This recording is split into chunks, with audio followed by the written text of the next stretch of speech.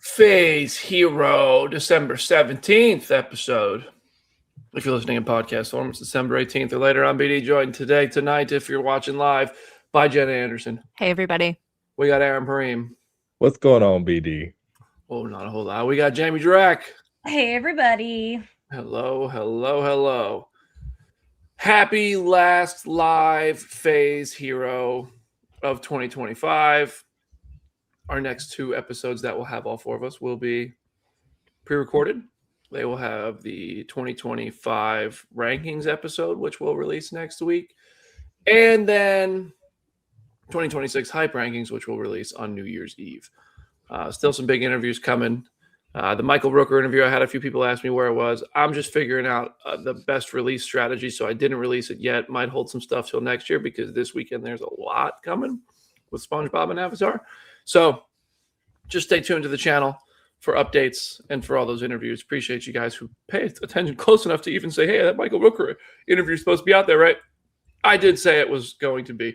But then I was like, wait, I make the rules. I'm going to post this whenever I post this. And it wasn't this Monday because I just didn't want it to get buried by all the Avatar and SpongeBob stuff because it is not an Avatar or SpongeBob interview. I can say I've seen all three movies that are coming out on Friday between The Housemaid, SpongeBob, and Avatar. Any guesses as to which one I think was the best? I mean, I gather kind of based on the conversation we had before we started, I think it's going to be The Housemaid. Yeah, you gathered correctly. Housemaid is definitely the best of them. It's also, I mean, it's only narrowly the horniest of all of them. Avatar is much closer to that than I ever thought it would be. For that reason, I wish Jamie was going to go see it. Yeah. I have a brand. That's a good brand to have. Horniness. I just know you'd have thoughts on it. On there's an element of Avatar that I know you'd have thoughts on, but you'll hear about it, I'm sure. Yeah. Anyway. So on today's show, there's Marvel news, there's DC news. The Oscars have a new home, and I see Jamie put a note in here that she wants to talk about Street Fighter. So we'll get to that. But I mean, obviously the big thing right now is these teaser trailer leaks. There's no avoiding this. Normally we don't touch on leak stuff. We don't really touch on. I don't consider this a spoiler, but I do consider it to be like a leaked thing. It's going to start playing in theaters tomorrow night. I talked about this last week. I said I didn't like this strategy. I didn't say what the strategy was, but I knew this was the strategy, and I think it sucks. Because right now there's people in the comment section who are like, do we talk about this? And listen, here's the thing. This has gotten so many places that it's my opinion. We just have to talk about it. It's out there. If you don't want to, I'm not saying we're going to talk in spoilery detail and analyze it frame by frame, but there's specifically one thing about this first Avengers Doomsday teaser that you can't not talk about. And if we don't talk about it, it just makes my theory of why this rollout sucks even worse. So if you want to hear absolutely nothing about them, now's the time to turn it off. But I think there's not acknowledging that the first teaser, if it's real, we'll know in 24 hours. Oh, we already know. There's already theatrical screenings as we're talking right now. I know it's real. I just wanted to. Chris Evans is back as Captain America in Avengers Doomsday, and we found out from fucking iPhone footage. For the audio listener, Brandon half rage quitted and left his desk. That's about where I've been since this was confirmed that this is where this was going to go.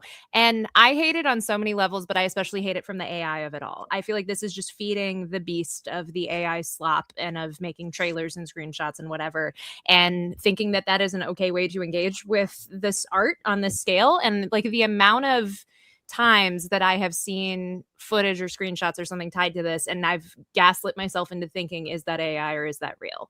That shouldn't be how we're going about this, and just releasing it officially could have solved a lot of those problems, but that's not how we're approaching it. And I have more thoughts, but I'll let everyone else talk. What pisses me off is that I didn't see shit. I didn't see a single leak, but I saw a very prominent news source post on Instagram what it was, and that pisses me off. Because I think it's if you're not in a certain corner of the internet, you can avoid leaks. But once big outlets are making it their headlines, then what's the point? But well, first of all, Tony ran out and told me, which then it's really spreading if Tony's seen it before me. But the whole thing sucks, but also I'm not going to see Avatar, so it really wouldn't have mattered anyway. I would have heard it secondhand no matter what.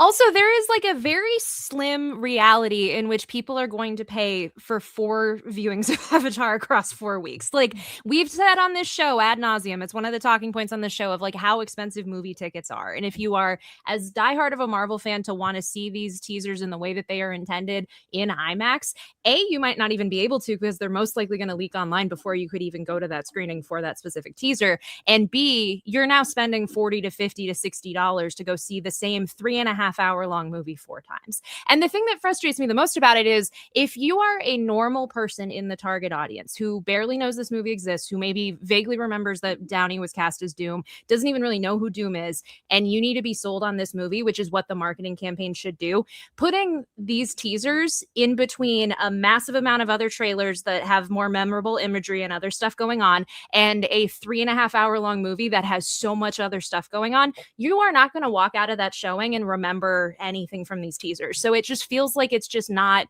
hitting the mark in the way that they should be. I don't know because I haven't seen it. One thing for kids, for you guys at home, if you're gonna break the law, do not put video of yourself breaking the law on the internet. And if you intend to do something slightly sketchy, do not take notes about doing sketchy things and put it on the internet. That's Aaron's PSA for all you enterprising criminals out there. Anyway, everybody's talking about it. Seems like it's working to me. And it's for better or ill. I know it's Jamie's least favorite possible rollout of this possible because I'm getting ready for the next 2 days to see people's Instagram stories of the big old face of old Captain America on everybody's stories and being like, somewhere Jamie is buying a crossbow and like readying for war. She's gonna be taking folks out. Yeah, but it is wild. But there are going to be some people who like go watch it 4 times. That's not going to be a lot of people. A lot of people about to get this through TikTok and other means. But we'll see how it shakes out. All I know is that for the last 3 days, I've been getting weird texts from numbers I haven't seen in quite some time. Like, is any of this legit? Is it real? And I'm like, yeah, we're not even in 2026 yet, and it's already started. Any of the people who are texting you that are not who this marketing should be for. It should be for the people who only go to 2 or 3 movies a year, who barely pay attention to what's going on, who need to be sold on the concept of what this movie is. They might not have really been involved in the MCU since Endgame.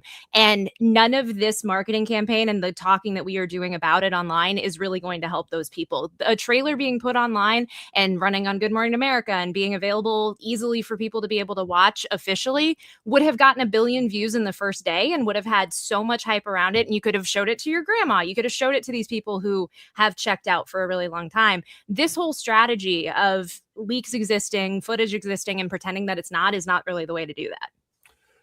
I think that Disney is the largest marketing team in the movie industry. And I do not for a second believe that they didn't think this was going to leak when they had this strategy. I think it's intentional. It has to be intentional. The fact that they know at least it was going to leak tomorrow, probably going to leak early because the theaters got this early. They have to get it early because they have to load up the movie. That's just the way it is. My issue with it is that with it leaking early and the intention being to not release it online, yes, we're talking about it. It's making it less fun to talk about because, as you saw, London Stamina MC dipped out because he doesn't want to hear about it because he wants to see it in HD. There's going to be 3 more. Second one apparently leaked today. I don't know if it's real or not, but we all, if you're paying attention, you probably, if you're anywhere plugged into the internet with your algorithm showing you anything Marvel, you caught a glimpse of something, probably whether you searched for it or not. Another character, and it's. I don't know. I don't want, people are going to get mad at me for this one. DC just went above and beyond and flew a whole bunch of press and influencers and stuff to New York City to give them a look at a big trailer twice over, to prepare notes, to prepare content, to do everything. And they also did that over Zoom for people who couldn't go to New York, to ask questions to the people involved so they could get stories ready and make their lives easier and, hell, even more fun. And this is like, well, we can't even touch it, technically. We can't use it. We can't touch it. Can we talk about it? Let's wait and see all the other outlets that talk about it to make sure we're not first. And therefore, we might be last. So we might lose all the opportunity to talk about it in a way that actually helps the channel grow. Like, I talk about it because it's fun, but also everything we do as content creators or media or anything, it also is motivated by, I want to, you see the channels grow, see the community grow, and have fun talking about this stuff. And this makes your life harder as somebody who's trying to guide the discourse and all that. It's just, I don't know. It dampens the whole thing. There was no big pop moment. There was a slow, gradual confusion, and that's what it was. And I see the why invite influencers. I'm basically a fucking influencer at this point. Like, because there are certain influencers who actually have a very good effect and are very, like, work really hard and do a really good job. And I know there's certain influencers that a lot of people hate or think don't do any work. But if we're on YouTube, I don't write articles anymore. So I basically consider myself a content creator with journalist skills. So I don't know. I wish that this had a bigger moment. This movie has had such spectacular security around it that for to wake up and get a text message of a video from a theater screening of potato quality Steve Rogers will return in Avengers Doomsday just kind of was a bummer. And then to be like, well, I can't even go share the excitement because I don't want to be the guy who did that. And then I open social media an hour later and it's everywhere. And I see a reactor reacting to a trailer that he can't even show. And that's how most people probably found out. I think it stinks. I don't think it was Marvel's call. I really don't. I think this is probably like a Disney as a whole. Like, hey, this is our big product of the year. Let's advertise the next product this way, and maybe they'll complement each other. And the number of tickets it's going to sell just by people wanting to see Avengers Doomsday teasers is more than 0. It's definitely more than 0. But my fear and my hope is that this is not true. My fear is that it'll leave a bad taste in people's mouths. Like, I'm definitely frustrated. Will I get over it? Absolutely. Will this turn out to be a good thing? Maybe. I'm open to being wrong, but I just think Marvel could use the goodwill right now. And I'd like to see some positivity. It's worth noting that if you buy a ticket for a movie and go see the trailers and come out before the movie, it's within the 15 minutes, they'll refund you your ticket. Like the movie, like if the movie, when I worked in a movie theater, if it was more than 15 minutes in to the actual movie, they wouldn't do it. But like, other than that, you should be able to do it without a problem. I'm not encouraging it. I think movie theaters need money, but I think that this is kind of a nasty way to get that money. So my thing is also, I've already seen people, when there's been speculation going around of like, what is the rollout of these 4 teasers? Like which characters, what like theme are each of these teasers? People are like, well, I had screenings for this week and now I canceled them and I might rebook for this week. And so it's like, even then, like, nobody knows when they want to see this movie or what they even want to see from a teaser. They're just told there might be a teaser and that is enough. But it just is such a weird thing also to do with Avatar, a franchise that like already makes a ton of money. Every single projection for the third one is still a massive amount of money. I don't know how much doing this strategy and making this a little guessing game is really going to boost the numbers when everyone who is going to be seeing this movie already is just going to go see it regardless. You know what could have made me think differently on this is if they had like an Avengers Doomsday physical thing you could have, and it's different for all 4 weeks or something, because then maybe I get something. I don't know. But then you just go see the trailer instead of having to see it in a shitty version that somebody recorded and put online. It just kind of, I don't know. It's maybe there is an ending to this that we don't know about that finds a way to make this really interesting or really fun or really exciting. but Chris Evans news is out there through this. And I just saw major media covering it and some of them skipping it because they don't know what they're supposed to do. And I think that that's just kind of a bummer. It's still, it's hugely exciting news for me. I love this news, but instead we're talking about how we saw it instead of the news itself. I still haven't seen the footage. Same. Wow. I haven't either. Wow. I have no idea what we're talking about. I see. My thing with it is it's both like the conversation about him coming back is a whole separate conversation. And I wish we could officially, professionally have that conversation with trailer footage and with something to actually chew on. But even with the content of what is in that first teaser, there's only so much you can really say. And like Brandon said, having it in 144p quality, like it looks like it's filmed on a Zune, it does not really help the level of excitement at all. It just like, it's such a unceremonious way to learn something that, like, yes, a year ago it was reported in the trades. Yes, we all speculated when he had the Dorito body proportions at like a film festival earlier this year that he was coming back. But it's like to actually have it fully confirmed and in this way that is so unceremonious, that should not be the first footage you are showing for a movie this big. Because again, the people who don't know that this movie exists, yes, they're going to be excited to see that he's back, but like they need something more to actually sell them on the idea of what this movie is. Otherwise, the way that the footage plays out, it could very well be like a commercial for something until you suddenly realize that it's not. Yeah. Also, most people probably don't even care like this. Most people are going to go see Avatar. They're going to see that and be like, "Oh, cool! Wow, that guy's back. I didn't know he was doing another one," and that's probably the intention. But I mean, when Robert Downey Jr. walked out on the Comic-Con stage, that had to be one of the most viewed moments of any Comic-Con thing ever, and everyone talked about it. And I wish there was a similar. Anything similar to this reveal instead of the online exclusive teaser in an age where there's just no way anyone expected it to not leak online. Maybe that's the plan. I don't know. Maybe like it worked for Spider-Man No Way Home. Worked really well for Spider-Man No Way Home. So I don't know. Maybe it's intentional. And clearly we're talking about it. So I do think they're smart over there. I think they know what they're doing. I don't think this is one big mistake. I think there's a calculated effort behind it. But I just wish it was wish it had happened differently and we were having a different conversation. But hey, it's exciting, and we will save the conversation, I guess, about the teasers and what's in them and the news of it for when they're officially out. But there's just no denying that everybody has seen the news, at least the piece of news that comes out of it, even if you haven't seen the footage. That's also what frustrates me is like there's no indication of when we're getting an official trailer. Like there's theories, there's like speculation, there's potential dates that people have in mind, but like it doesn't necessarily mean that at the end of these 4 weeks, like we get a full trailer that is or a teaser even that's released online. Like it's all just very nebulously up in the air. I'm just gonna go live on YouTube until the teaser releases. If I'm here for 3 months, I'm so sorry, everybody. Is this news? Because I've seen people saying this, and it's our next talking point.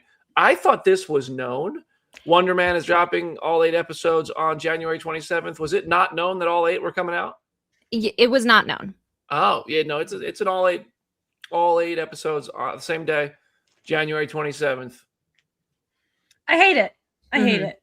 Like I mean, just like the show that can get away with that is Stranger Things, and it's like that. It's a unique thing that's in its own corner. That whatever, but to do it for a show like this, it's just like, why don't you want your stuff to be in conversation?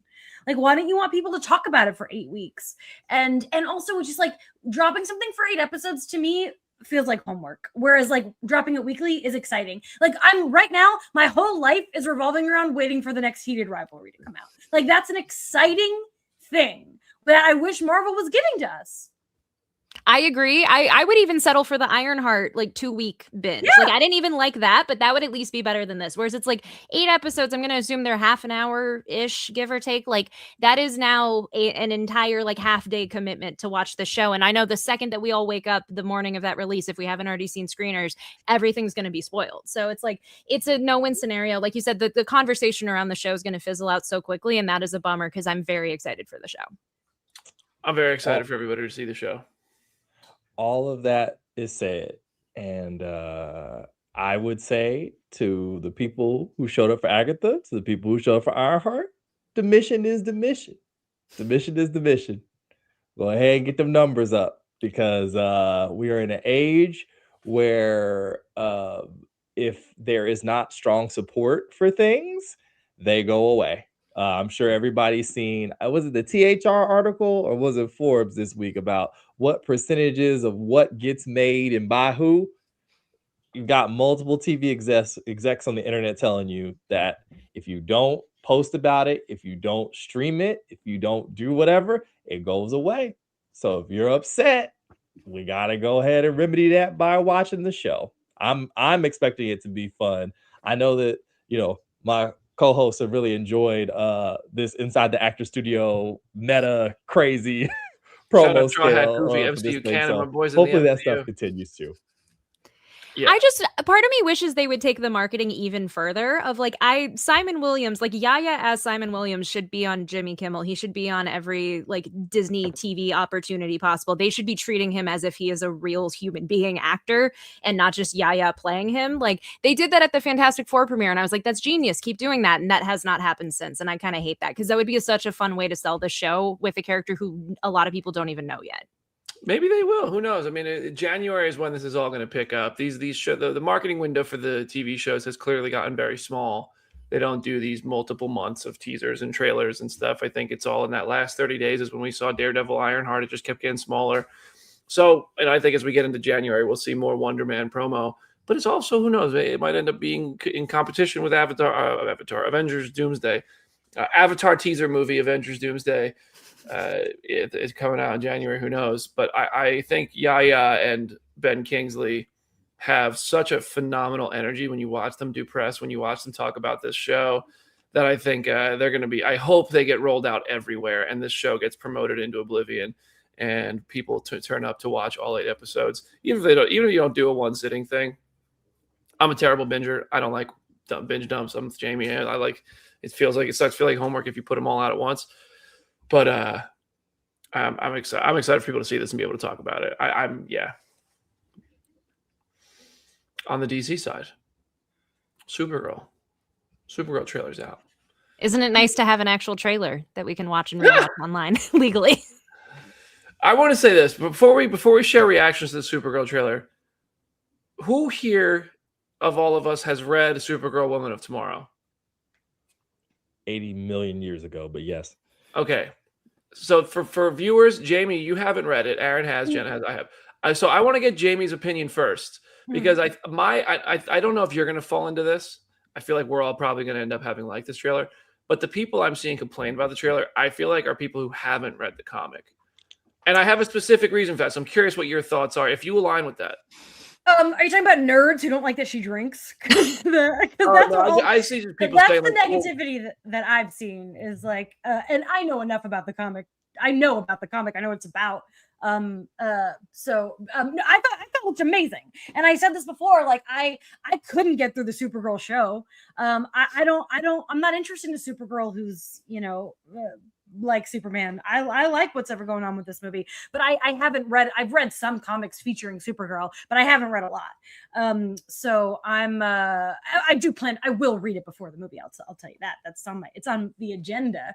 But I think it looks awesome. I'm loving it. I love Craig Gillespie too. Like I think Tanya's great. I thought Cruella was really good. I really liked Pam and Tommy, even though unfortunately Pamela Anderson did not give permission to make it, which sucks, but it was still really good. He's never made anything I didn't like, so I'm down. Yeah, I see people making the Guardians comparisons and complaining about that, which even then I'm like, Guardians are still really good movies, so I don't even, if that was even true, why are you bitching about it? But I do think I understand the comparison. I can see it visually, but the trailer is just so many clear comics moments that it's like, oh, they're like really doing it. And I feel like if you like the comic, it's a very obvious, oh, I trust this to be good, in addition to just the trailer being good. I think it's two things. I think it's people having a very limited visual language for how to explain how they feel about things. And so they're like, it looks like Guardians. And that's because James is a producer on it. And they're very easy to make a shorthand with that. It's also that like the comic is much more colorful than this footage looks. But like that's like that is a stylistic choice. And also this movie is still 6 months away from being released. Like the big, colorful, bombastic moments could still be in the movie. And they're not necessarily in the footage that we've seen yet. Yeah. Aaron, what do you think of the trailer? Certainly interesting. One of my close friends said that it's nice to have a Supergirl that's not just Clark in a wig. And I laughed very hard because I'm like, yeah, that's good. This character's publication history is so freaking bizarre. Like, so she could really be anything. And Woman of Tomorrow is a really great comic. So if you're going to start from somewhere with all of this ocean of what to like, where to start at, that's a pretty good place to start. So it's strong sort of tone throughout. And like you said, B, I saw some of the Guardian stuff and people complaining. And I was like, did I miss something? Did y'all Spider-Man trilogy, the Guardians movies? Why is everybody hating on Guardians? This is dumb. So I'm excited to see more. I just want to say, like, James Gunn did not direct this movie, but Yeah. even if he had or whatever, James Gunn also didn't invent the concept of fun in space. Like, you know, like, it's not like he was like, oh, you know, it'll be really cool if a space movie had some fun in it. Like, I don't know. What else are you saying is the same? It was going to take place in space anyway. I don't know. I think people just want to hate him, and no matter what. And it's an embarrassing look. I don't know if it's just about hating him. If you don't think it looks good, you don't think it looks good. That's acceptable. But I think that it's just wanting to hate. Yeah, I think that's definitely a common symptom of the James. I'm sure there's people who genuinely, for their own reasons, don't enjoy James Gunn's work. But I think a lot of people are just like, I hate James Gunn. They sound like fucking weasel drowning. Nerdy Mastermind, thank you for the $9.99. It welcome to Derry and Penguin raised the bar for these franchise IP spinoff shows for me. So I'm excited. I'm expecting a lot more from these MCU shows moving forward. Hey, listen, Penguin's phenomenal. I haven't watched Welcome to Derry, but I have seen everyone loving it. I don't know. MCU's, I like most of what Marvel's doing. I think they're just so different, but I do think HBO Max is putting out the most consistently great programming, and that doesn't just mean DC. I think HBO Max is just great, personally. Lobo looks amazing in that Supergirl teaser. I think Jason Momoa, obviously, it was like, why didn't he just play Lobo in the first place? But he is now. In the grand scheme of things, I'm glad that it worked out the way that it did, because like now he gets to be in this universe where like all the training wheels are off, every character can cross over with each other. Like we can lean into the wackiness of Lobo, whereas I feel like if he had been in the DCEU, there would have been more of a struggle to get into like kind of the wackier part of what he is. Yeah. Is there anything else from this trailer you guys want to talk about?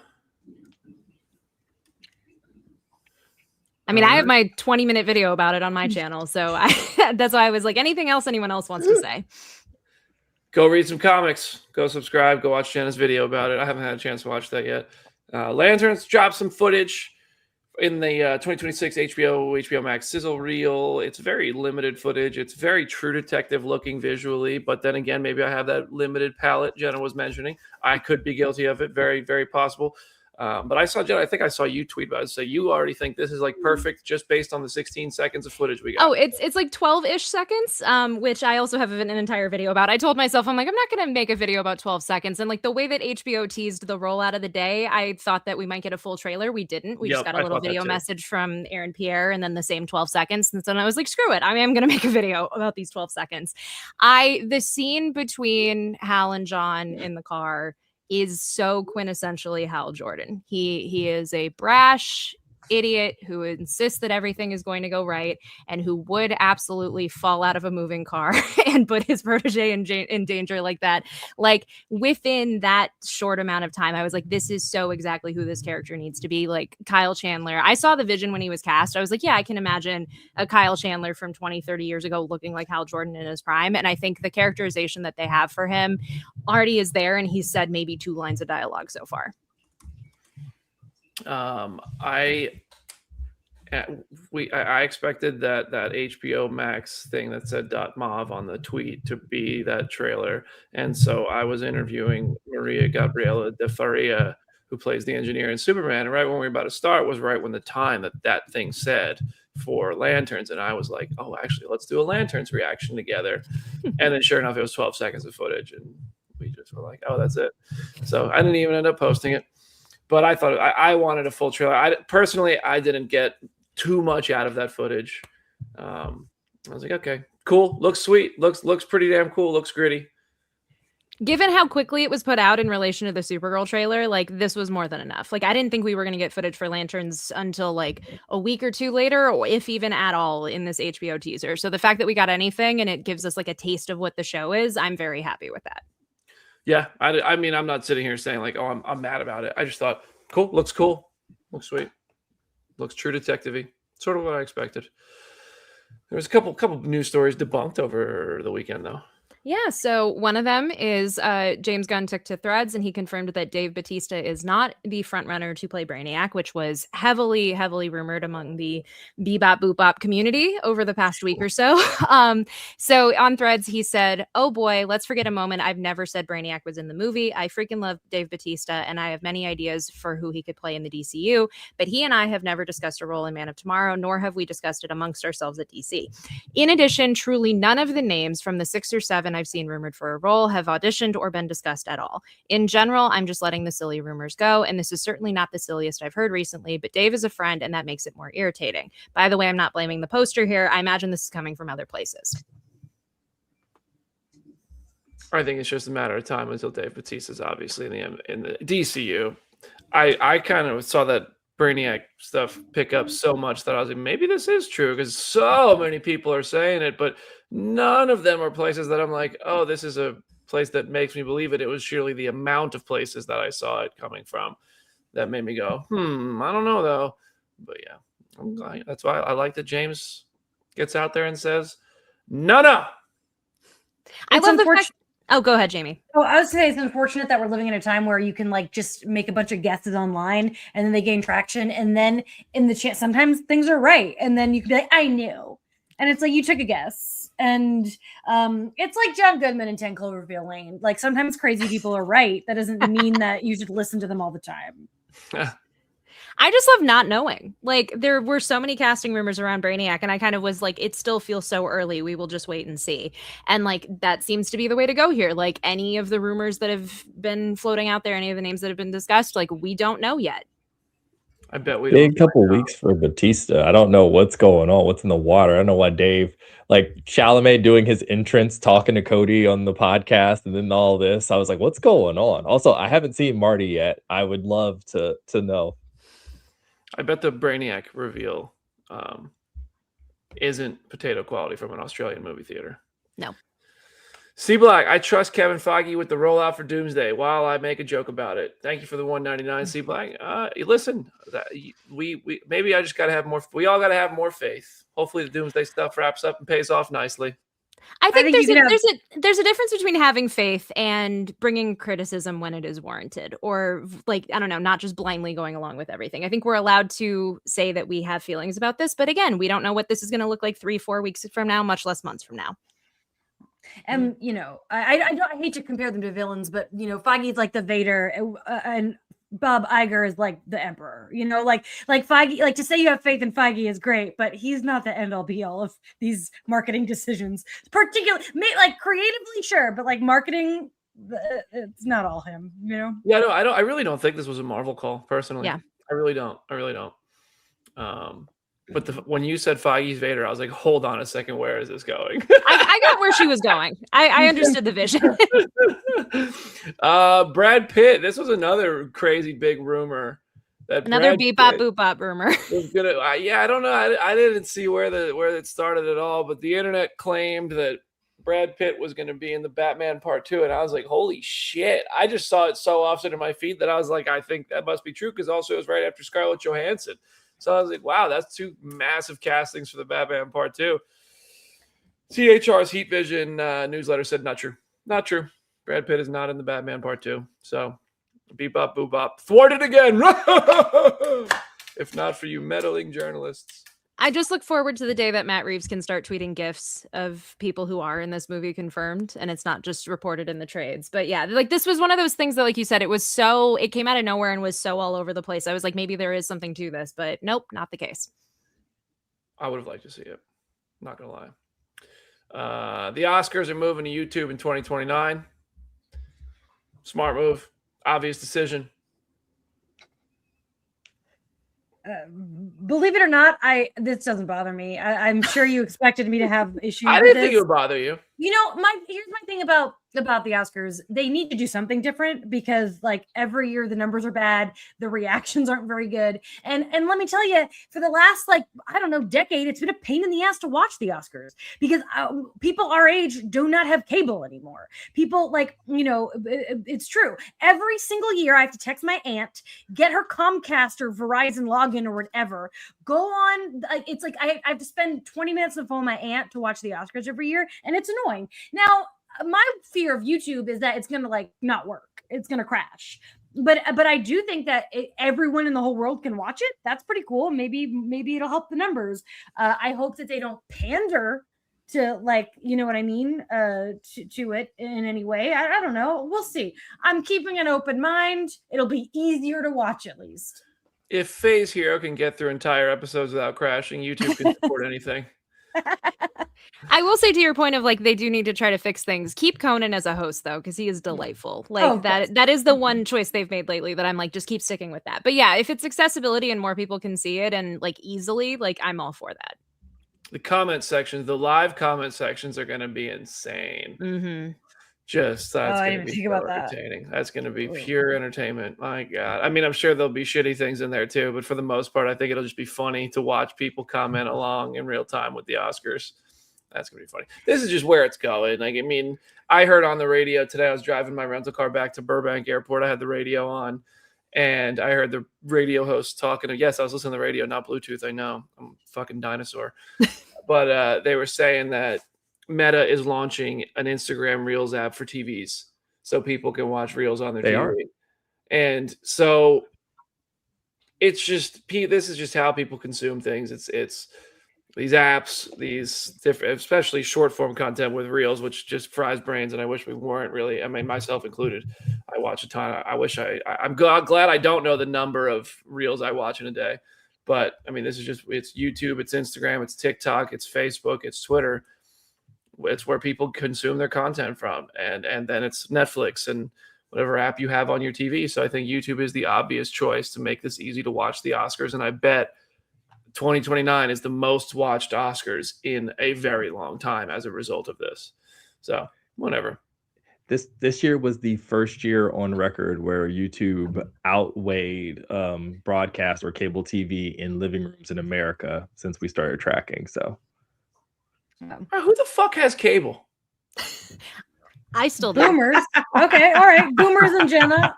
Jenna, you have cable? I have cable.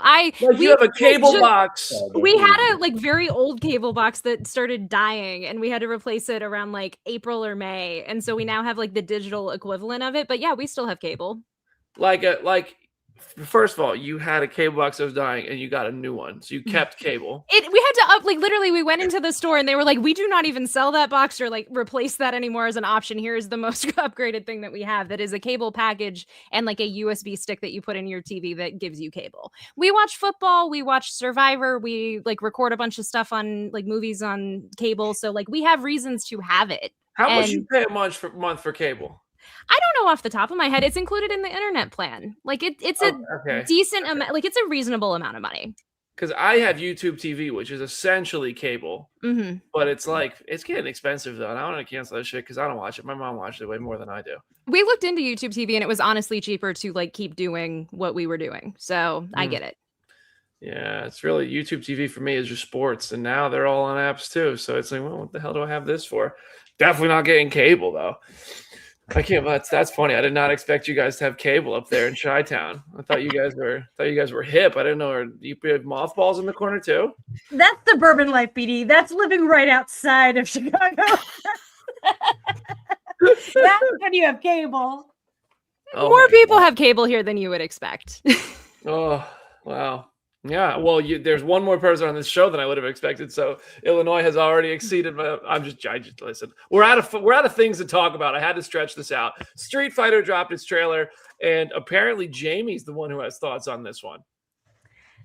Yeah. So it's funny. Like I don't play games, so I'm not a Street Fighter connoisseur, but I know it's silly as fuck, and I know that I really like the 90s movie. The 90s movie is fun.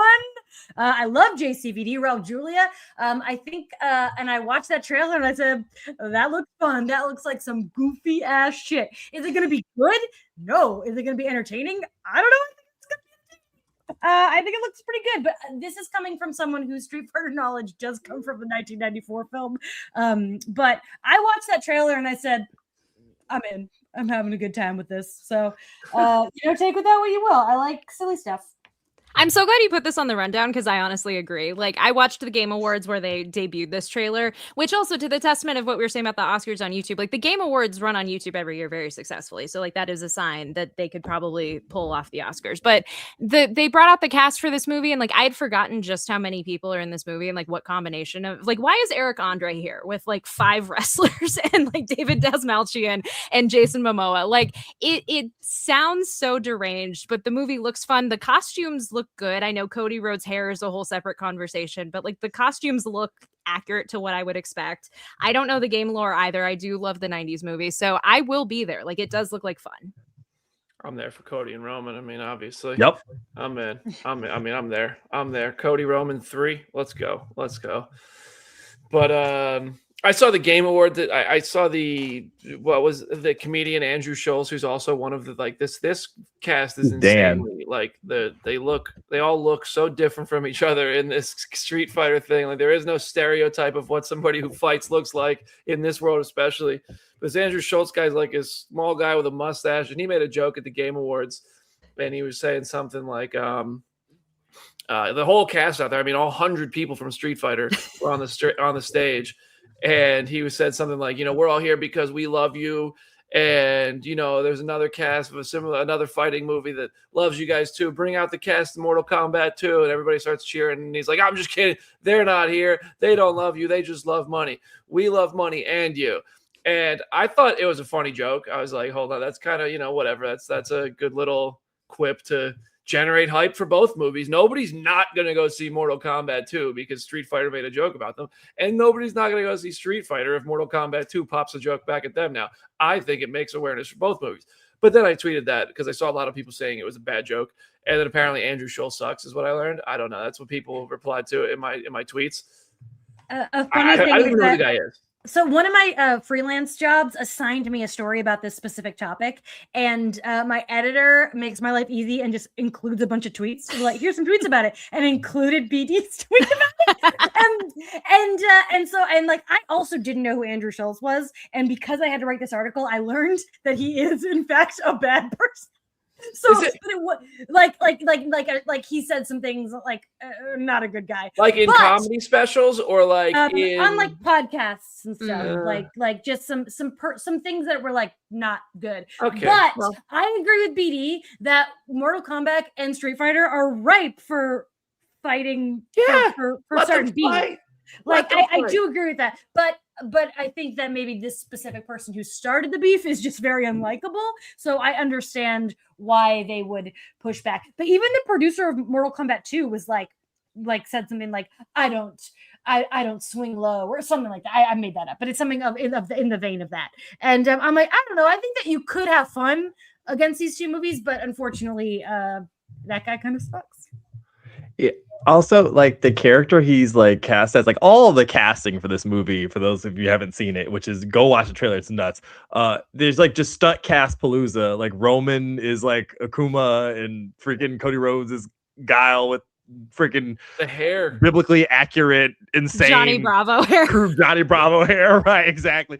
Yo, 50 Cent has the worst unit I've ever seen on a man in this. Oh my god, for sure, as Balrog. But Dan, he's like Andrew Schultz supposed to be Dan Hibiki. He's like a joke character. Like he's like a crappy version of Ryu and Ken. Like he sucks. That's the whole joke. Is no one picks freaking Dan unless they're trying to like stun on their friends. He's like the Jigglypuff of Smash Brothers roster of Street Fighter characters. So God bless casting guy who stinks as the guy no one likes to play as in Street Fighter. 50 Cent haircut. Kids. Cannot wait for Cody Rhodes to crossroads him through a table. Oh my god! I hope they do. I hope there's a campy Superman punch from Roman Reigns in this movie. Oh, I think 50 Cent's haircut. He looks like the guy that you walk up to and say, "Hey man, who's your barber?" Because I want to make sure I never go because he fucked you up. That haircut's insane. It looks like they put a star outline upside down in his face and cut around the bottom legs of the star upside down. And I don't know, but hey, they're rocking it. They're doing it. It's so funny, these character designs, and I think for a movie like this, it works so damn well. It looks so good and so funny, and it's awesome. That's pretty much it. That's Street Fighter is later this year. That's, I think, coming out. It's over the summer. I say let them fight. I say let them fight. Let them crack jokes at each other. I want to see Carl Urban now come clap back at Street Fighter. But I think Mortal Kombat comes out first, so you just know that whole junket is going to be reporter after reporter going, so what did you guys think about the joke? That's not that will annoy me. Mm-hmm. If they find ways to do it funny, and it's even then, if they have a good response, that's fine. But I just know a lot of reporters are going to go in and try to get the bit. And I know it's part of your job. You got to do it. Trust me, I've been there. I've done the same thing. But it's I think that there could be a funny way to do it now. Anyway, so I think it's time to wrap this up. I think this is the end of our live shows for 2025. Do we talk about Spielberg's new movie, which also had a trailer that was officially released online? That looks really good. I mean, Emily Blunt speaking like an alien as a weather woman. I gotta be honest, I didn't watch the trailer. All I heard from Tony was that it looks like it sucked. That's Tony said. So some of the visuals do look a little jarring. Like, I saw people say it looked a little commercial-esque, but there are some shots that are gorgeous, which like you would expect from Spielberg. It tells us next to nothing, which is kind of what I want to know. Like BD said, it's Emily Blunt like speaking in tongues as a weather woman in Kansas City, which friend of the show Nicole Drum was like, why is all of this shit always happening in Kansas City? Like, it's so funny that it's set there. But it tells us nothing, but it looks great. She sounds like she's speaking like a Yautja from Predator. Yeah. I don't know. Looks. I don't have any clue what the movie's about, but I was in. No clue what the movie's about. Couldn't tell you. You could put a gun to my head, say, Brandon, give me a summary. Pull the fucking trigger because I got nothing. I don't think we're supposed to know. I think we're supposed to be like, is it aliens? Is it whatever? Like, the ambiguity is kind of what we're thriving in, and I think that's great. Exactly. I'm in. Also, I want to say John Cena and WWE.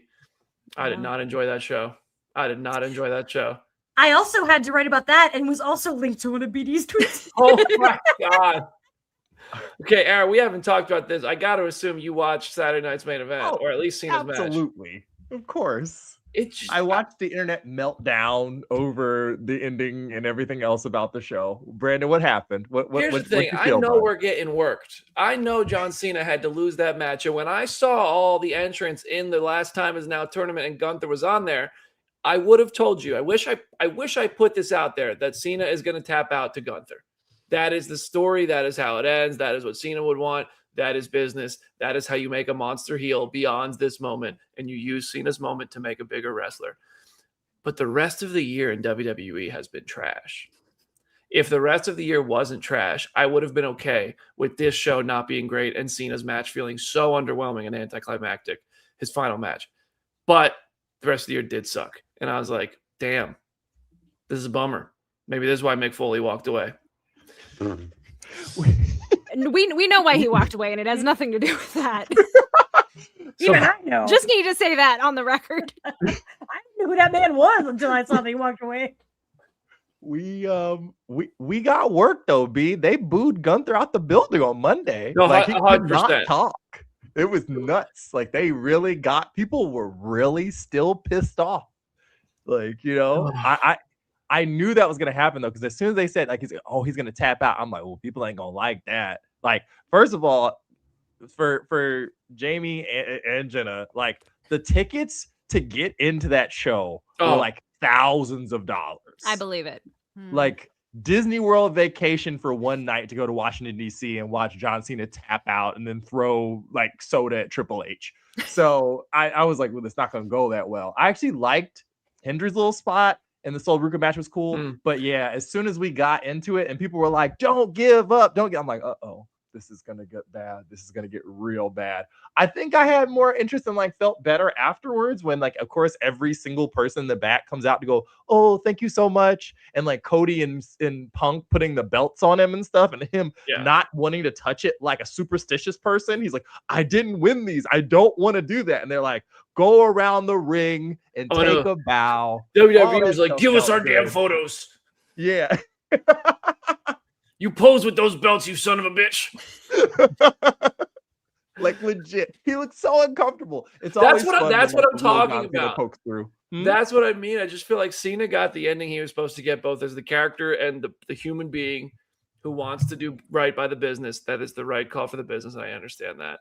But Oba and Cody not having a finish to start the show, or at least such a weak non-finish after only 9 minutes of two great superstars going at it finally. Sol Ruca and Bayley saved the show. And then when Cena tapped out, I was sitting in a hotel bar watching it on my iPad, and I just was like, is that it? And then the ceremony after felt kind of awkward, which felt like WWE was like, we have to do something for him, but he's not the guy who wants a show. I genuinely think Cena's the kind of guy who wants to be the center of attention in that way. But I see Judon Foster says, mad The Rock wasn't there. Here's the thing. If The Rock came out, everybody would be mad at The Rock. There's no doubt about it. Everybody would be bitching at The Rock saying you made Cena's last moment about yourself, and that's what would happen. It's weird he wasn't there because I think he's been such a big part of Cena's story, but there's no denying that would have got backlash and people would have been like, why? Yeah. Anyway, that's what happens when we get extra time on here. That's what happens. That's right. I would have watched the match, but even though I pay for cable, I don't pay for the Peacock like tier that would have let me see the match, so I didn't get to watch it. But Jen, I'll give you my password. I get that tier. Hell yeah. The mileage that I've already gotten out of the very zoomed in image of him in the headlock just making the face is delightful. Like that is worth it to me, even though I probably would have had absolutely no idea what storyline would be going on if I even saw the match. Yeah. Cody crying at his shoes in the ring and the wristbands was as emotional as anything that happened, which made me really sad. I'm like, oh, all of this is really sad. Like, I don't want to see everybody like Punk like being almost like in tears. I was like, oh, this is too much. I feel like this should have been nicer at the end so that everybody's not bummed out and that people aren't mad that they spent $1,500 on a seat and a chair that they might not even get to take home for this thing. Yeah. All right. Well, that is the last time is now, in John Cena's words. That's our 2025 live shows. We will have the 2025 rankings of movies and TV. We'll do our top 10 each next week at this time. That'll air, but it won't be live. It'll be pre-taped. And then the following week, it'll be 2026 hype rankings. So we could. I can't answer this, but does anybody else want to take a stab? What's your guesses for the next Doomsday character teasers? Asks C Black. I also cannot answer this. I don't know who the second one was, so I know that let's say beyond that, what do you guys think is going to happen? And you could say that. I mean, the rumors online are that the second one's Thor. Jamie, please answer for us so that somebody is talking for the audio listeners at home, babe. Let's just get some Wanda in there. Let's go. Yes. Cena's in Pluribus? Apparently, yeah. Friend of the show, Rachel Leishman, was telling me about his role in the show, and it sounds delightful. I gotta catch up. It's so good, but I've only watched the first 2 episodes. Wow. She said his joke in there is like so good, so I will definitely check it out just to get to that at very least. But can you see him? All right, Jen, any last words for 2025's last live show?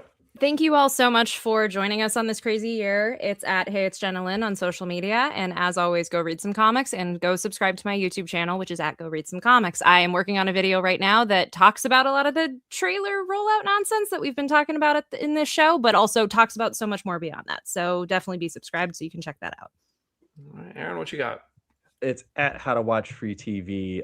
Thank you, everybody, sharing last week's interview with the cast of Bel Air. This week, we have Jordan Sparks talking about Merry Little Mystery over on Roku channel.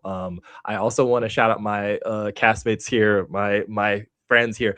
Jeddah is way too freaking modest go get a copy of New York Magazine so you I can wasn't see going Jenna to mention Anderson's it name publicly in until I print. physically have the copy in my hand, and I don't get the copy for 3 to 5 weeks because that's their shipping schedule. So I wasn't going to mention it until I physically have the magazine. But yes, I you actually can don't go even know get. what you're talking about, but I'm going to assume If James you could Gunn have named seen you. my close friends stories, I had Wait, a whole what? post about it Yeah, yesterday. pay attention to Instagram, BD. You look at every other story I have, but not these. So because Maybe you took me off your close friends. I don't know. Sounds I like did we're- not. I did not. My channel is mentioned in the New York Magazine issue that covers all of Vulture's top 50 culturati, I think is what they called it, of all of the people that are included, and that included James Gunn and mentioning me. I had thought the other day, I was like, maybe I am in print, or if anything, I should just get a copy of the magazine because I'm technically part of this feature. And then it's like, wow, there is my name in print. So I've ordered like 3 copies and they are not at my house yet. So that's why I wasn't mentioning it yet. Jamie, We love to see it. How's Brett?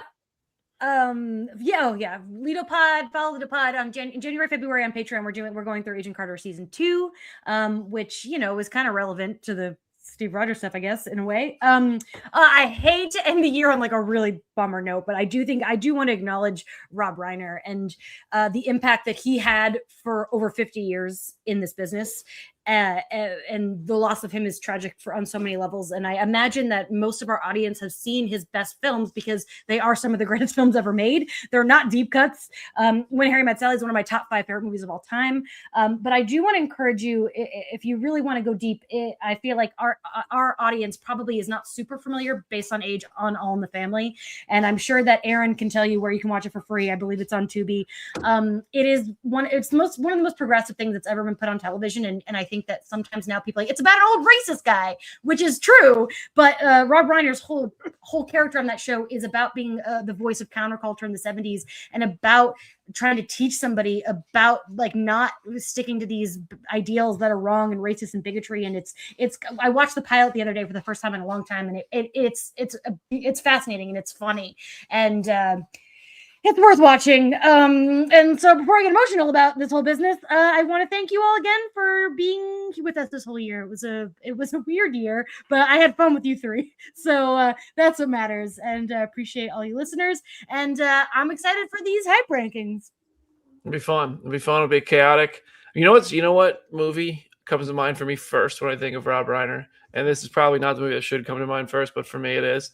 I think of him as Mad Max, Jordan Belfort's dad in The Wolf of Wall Street. That's in my top 30. That's my favorite Scorsese film, and he's funny in that movie. He's really funny in that. Funny. So yeah, watch that. He's great in that movie. All right, y'all. Thank you so much for hanging with us. Make sure you're subscribed to everybody's channels. Make sure you're thumbs up and sharing and showing love if you're listening in audio form. Lots more to come still throughout the year. And play our show for your dad. Play it for your cat. Take a screenshot. Tag us on Instagram. And we will see you in the next one.